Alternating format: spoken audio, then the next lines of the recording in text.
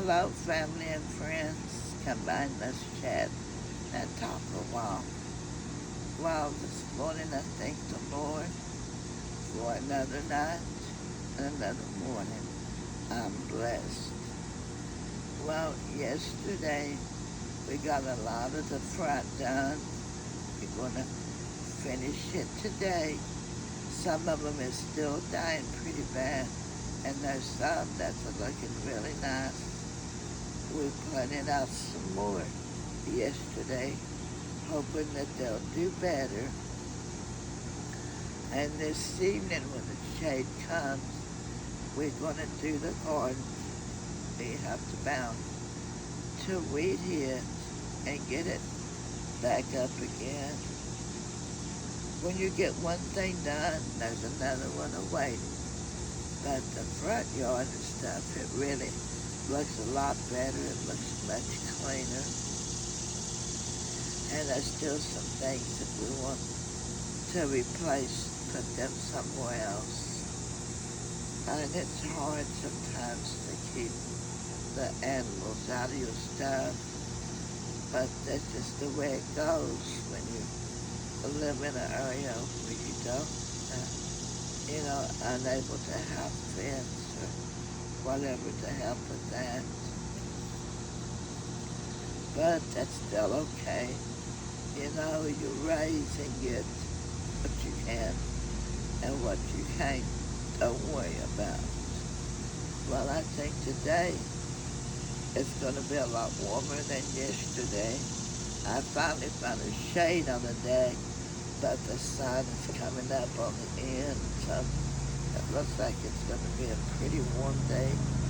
After all, someone next door, they cut in their grass already, and I know how theirs like that. Well, I think they're finished now, but it's something all the time around to do. And then yesterday, my daughter, she worked a lot on the house. She did more laundry. It's always something I like to do. And I'll tell you, once you get it all undone, it really looks nice until I'll get the mess back up again and then just repeat the same stuff over. And here we live close to the airport, and you can hear planes a lot go over, and that's what that noise is there. And there's still some crickets that are hollering. We was out here late last night because we didn't get finished till late, and there was a lot of crickets hollering. It sounded really nice. It was pretty, but the noise was just so loud. But I guess since everybody's got so many trees and maybe next to the creek, I don't know. Just, I guess it is what it is. It sounds nice. And when I was growing up, people now, they got their computers to occupy their time. Now cell phones and all of that. Can you ever remember just to lay in the bed and listen to the Grand Ole Opry? That was a big thing. Then we waited to, I think it was either, I'm not for sure if it was on a Friday night or a Saturday night. And that was a big thing that we always listened, waited forward to. It was a weekend. We all were lay in the bed, and my sister, we'd have our paper fans, and we would listen to the Grand Ole Opry until we would fall asleep. And that was a big thing for us back then.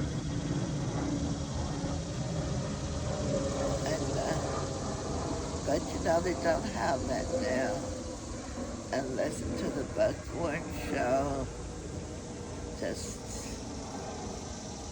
all different little things like that.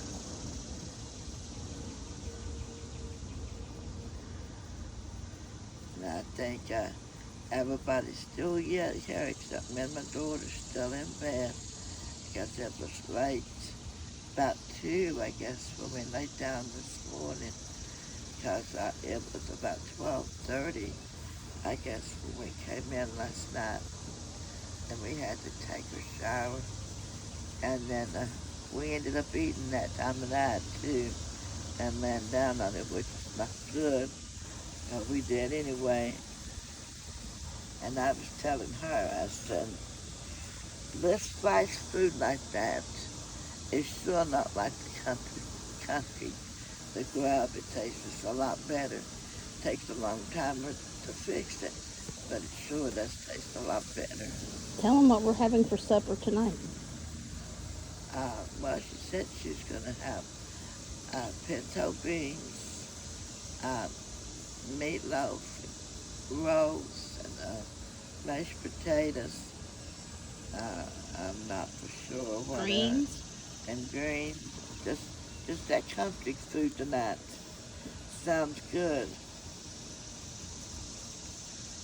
Because it's been so hot, you can't really fix too often at one time. But what makes it bad this time is trying to please every member of your family. One person likes something, another one doesn't. And I think about me and my daughters, about the only one that likes this country stuff. But if they will really eat it, I think they will love it. Instead of, grabbing all this other food that's easy like figs. But I guess it's just to each its own. But just the way, like the things are now.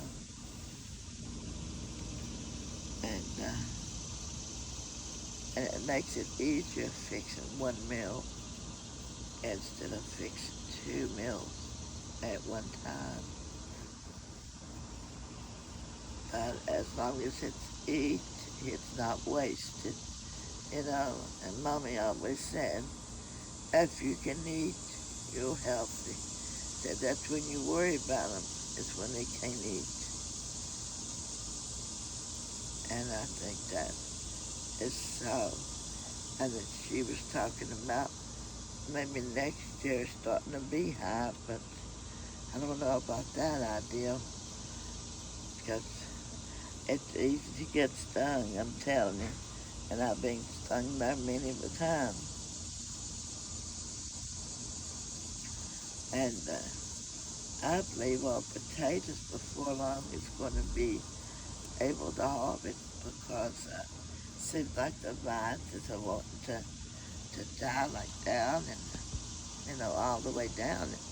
I'm not for sure when I thought it was fall, but anymore, I'm not for sure when you take your potatoes up, I guess. When the vines, I guess, maybe all the way dies. I'm really not for sure, but we'll find out this year, though, and see. But, and then we got some more tomatoes yesterday. We got some more on the vines. We got like some watermelon, like cucumber, little bitty ones like growing. Peppers. Then she planted 2, they're like little trees she bought from a lady. And they are mini squash? Mini pumpkins. Mini pumpkins. And they grow on these little trees. And then you take them off, and then you save the seeds in the fall, and then you replant them each year. I mean, I never saw them before, but this year they do good. I'll show you some pictures of those. And we put those also out yesterday. I don't know. I mean, there's just so many different styles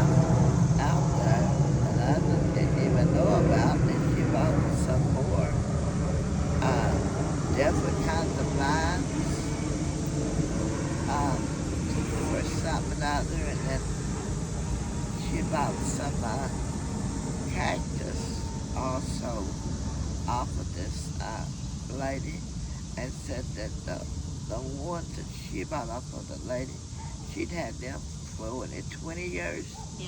20 years, and they grow up real big, and they have like real big, like blossoms on them. So we'll see how those does also. And but she's getting a lot more stuff planted, and well, that means a lot more to take care of also. Tell us about, or the people, your family and friends, about you and Daddy dating, and you and Daddy going to all the concerts and things. Who all did you guys go see? Oh yeah, and that was when we was married. We got to go see Porter and Dolly. We seen Conway Twitty. We seen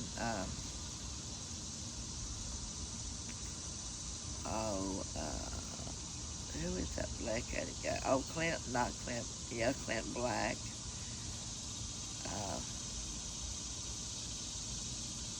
We seen Hank Williams, quite a few of them. Yeah, Hank Elvis Williams. Presley. And we seen quite a few of them, and they used to come to Hazard. That was where they would come to. And also they had wrestlers that came to Hazard. And we'd go up and we watched some of the wrestling matches. We got to watch those, like Jake the Snake, the Giant, Steve Austin. Undertaker.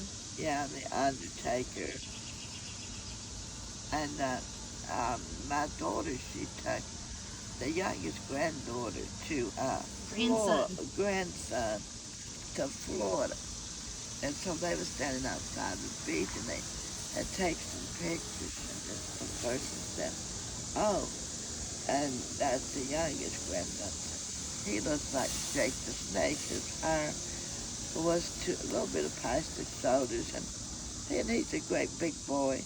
And in a way, he did kind of favor Jake the Snake, like from a distance, but he wasn't as, Jake the Snake is not as heavy as he is. But they did have some resemblance, and I thought that was right funny. And I think we still kept that picture today. And then we went last year to Florida. I'm telling you what, it is a beautiful, beautiful place. But my God, during the day, you think you're going to die.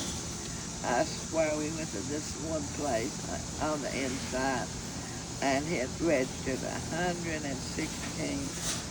And I was telling my daughter-in-law, I said, I'll tell you what, it takes a fool to go in one of these places, and I said, smother like this. But, people didn't mind it. It was full, but they had those big old like ceiling fans on the side of the wall, and they had ceiling fans, and they had fans also sitting in the floor. But my goodness sakes, I mean, you could just walk and the sweat would roll. I mean, time you got out of there, you had a sweat bath. I'm telling you what, I mean, and you couldn't get enough to drink. I mean, you was just burning. She told me up. I told him, I said, well, then when we go to Florida again, I said, you can go anywhere you want to. I said, just leave me on the patio. I'm telling you what. And then right out from the patio, we had our own private pool too there. And then the few ones over down from us, they said last year that they found a crocodile in their pool. But we didn't have no trouble, with ours anyway. We were next to the canal. What do we see in the canal? Yeah, and then we was next to the canal. There was crocodiles, there were snakes. Oh, and you could see the little ducks swimming, and bigger ducks. all different kind of birds are flying, and I guess catching what was on top of the water. I mean, it was beautiful. But the area we were in a few years back, uh, the tornado hit it, and on the other end, they still had a little bit of work that they was gonna, like finish with like the shutters on the windows and like on the sliding storm doors. They was gonna put barriers up for those, and they said that had done a lot of damage to there, and they got a lot of stuff already repaired. What was your first thought of the ocean? The first time you ever seen it?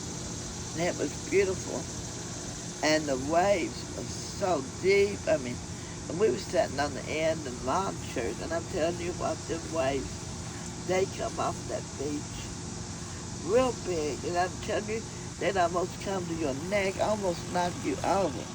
I said, oh my God, I said, is this what they do? And my daughter laughed, and she said, sure. I said, you're on the beach. But now it's true, I almost got knocked over several times, but so far I didn't know. But it was great. It was a wonderful time. And that was the first time I was ever at Florida. Tell us your best, well, maybe not your best, but tell us something about Daddy that stands out in your mind. A story or a thought or what he was. Like what, when you think of Daddy, what pops in your mind? Well, he loved to tell his stories, like things that happened, or the stories he was with a bunch of friends and things would happen. He got a big enjoyment out of that. And everybody loved to listen to what he'd have to say. You tell them about the Undertaker, because I can't. So, my daddy had this story that he was telling us of his daddy and his friend. They used to just catch rides with people. So, back then they had an ambulance. The ambulance was going to pick up a body. So they asked the driver, said, do you mind if we catch a ride with you? And the ambulance driver said, that's fine. Said, one of you's has got to sit up here with me, and the other one's got to sit back there with the body. So my dad's dad, Abe, he sat up in front, and then his buddy, Willie, he sat in the back with the body. So they were driving. Well, back then it was different rules and different things happened. So the ambulance driver looked at my dad. Yeah, they picked up a hit. Well, no, first the ambulance driver stopped and said, well, I'm going to get me a quart. Do you guys care? Because back then there was no rules. They did what they wanted to do. So the driver gets out, he goes into the store and he gets him a quart of beer. So while he's in the store getting a quart of beer, a hitchhiker comes up to my dad's dad, Abe, and said, can I catch a ride with you? He said, yeah, you got to get back there though, and you got to lay down with the body. So the hitchhiker gets in and he lays back there with the body. The driver comes out, he gets back in the car, and he starts up the car, or the ambulance, and he opens up the bottle and he says, looks at Abe and says, would you like a drink? He said, no, buddy, I don't, thank you. Said he hollers back there to Willie and says, would you like a drink? And then all of a sudden, Willie says, no, buddy, I'm good. Well, then he looks back there again, hollers back there and says, hey, dead guy, would you like a drink? And the guy said, well, I don't mind if I do. Well, the ambulance driver got so scared, he ran and hit a tree. So then he hits a tree, so he takes off running. He just leaves the ambulance, the body, and everything. So he leaves them running. That guy, he's running. So then Abe and Willie, so Abe looks at Willie and says, thanks a lot, buddy. So now we have to walk. So they had to end up walking. Abe and Willie had to end up walking to to where they went. And they ended up whooping the hitchhiker for making them walk. But that's the kind of stories that my daddy knew with his family. My dad had a bunch of friends, Frank and all them, and boy, I tell you what, the stories that them boys could get into, it was just something else. And that was something about Daddy. He wanted to make sure his stories carried on because he loved telling his stories. So that is our honor and that is our wish. We will make sure we tell his story. So we have shared the first one of Daddy's stories on YouTube. So I hope they give you guys a laugh. I can't tell it as good as Daddy did, because if you knew my dad, he talked with his hands and he talked with his eyes and he'd get all excited. And then we'll share another memory or another story with Daddy another time. But Mommy, when you think of Brad, what's a story about Brad or a memory about Brad that you can think of? Or when he was little, or what did he do? What's a story or a thought of Brad today? Well, yeah, a lot. You tell. Well, I can remember me and Brad, we were little. If anybody's in the country, you remember the penny candy. You know, you could get $1 and you could get, you got 100 pieces of candy. We would go and we would get the candy. They'd bring it back and we'd sit down on the floor and eat the candy. Well, I was a little stingy little girl, so I would take my candy and I would hide it. Brad, then we would share our candy with Brad, or share it with me. We would eat his up. And then when it was time to share mine, then I wouldn't hardly give him none. But that was the kind of person Brad was. He was a very kind person, but a mean little snake. Meanest little snake that you could ever think of. He had a BB gun. He shot me twice with that BB gun, and then killed himself laughing. Mommy's oldest sister, Janie, Brad would get a kick out of throwing water on her or telling stories. And my mom's youngest sister, Pam, all of them, everybody would call her still Sister Pam or Aunt Pam. And they would just get a kick out of her because they would tell her stuff and things and get her going and can get her scared or pour water out in her, because at Pam's house we got to do whatever we wanted to do. So every time we went down there, Brad knew all bets was off, that he could do whatever we wanted to do. And then when we were little, we would all go to Pam's house, which was Mommy's youngest sister, Pam, was the baby one. We would all go there, and I can remember we would all pile up on her house.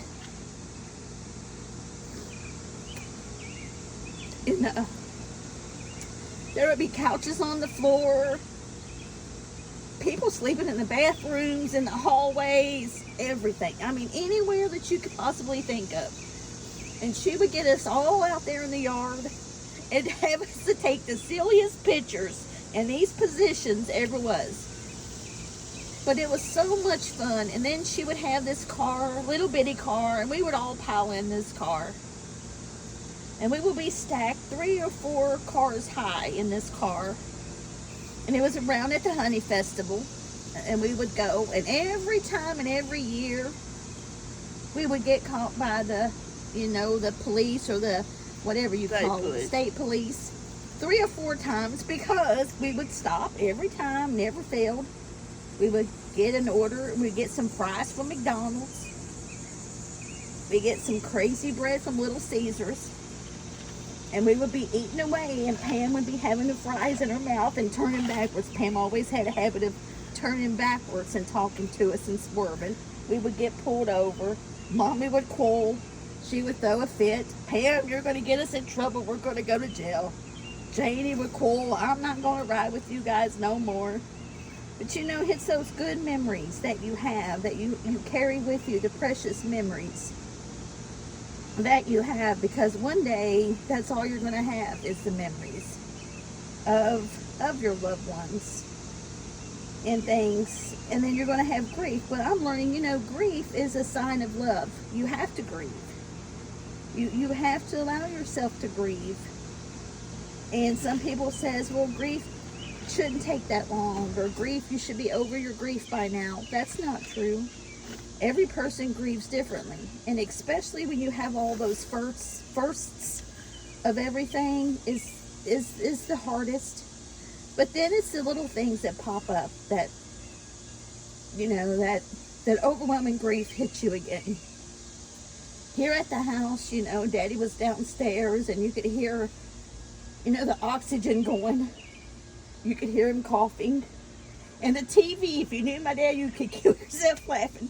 Because the TV would be up. And I'm not saying up. I'm saying as loud as it could go.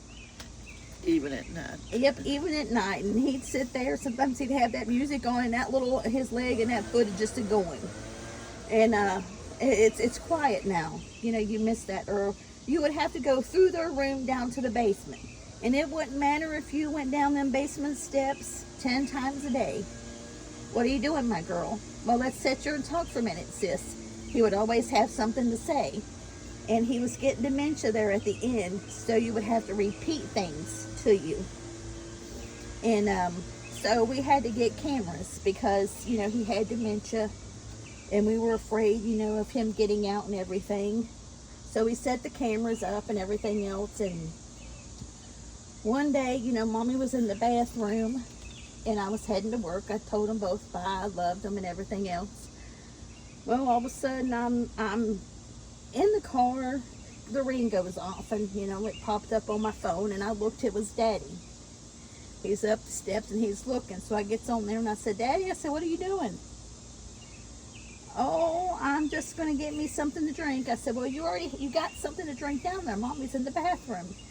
Well, what he was trying to do, he was going to get out. He wanted to go outside.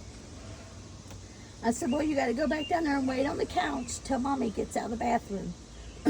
So then that day, he calls his sister, Anna, and tells her, said, "I swear to goodness, I can't do a thing. Them cameras said, sis, call me on that camera. I was just trying to go outside." And he killed himself laughing. But after that day, he didn't try to go back out no more. And the reason why we did the cameras is one day he got outside on us. Mommy was already outside, and I was in the bathroom or fixing something to eat. Well, he made it out the door. Then he got in his truck on the passenger side, and he said, "Well, we're going." And Mommy said, "Well, where are we going, buddy? We're not going nowhere." Well, he wouldn't get out because he was ready to go. And his pajamas pulled all the way up as far as he could get his pajamas pulled up.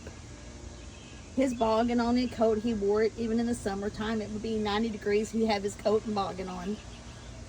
Well, I go out there. I said, "Buddy, where are you going?" "Well, I'm ready to go. We're going." I said, "Well, Daddy, honey, it's 7. It was like 7:30, 8 o'clock in the morning. I said, "Well, we ain't got nowhere to go yet. Everything is closed." "No," he said, "we're going to go." Well, I'm sitting there thinking, me and Mommy, time's a ticking, and I was praying. I said, "Well, Lord, how in the world are we going to get him, in the house, So I prayed and prayed, and then it was just like the Lord laid it on my spirit. "Well, your daddy likes donuts. He loves sweets. My husband would always bring him in donuts, and he just thought that was the greatest thing." So I said, "Daddy, you want to go get some donuts?"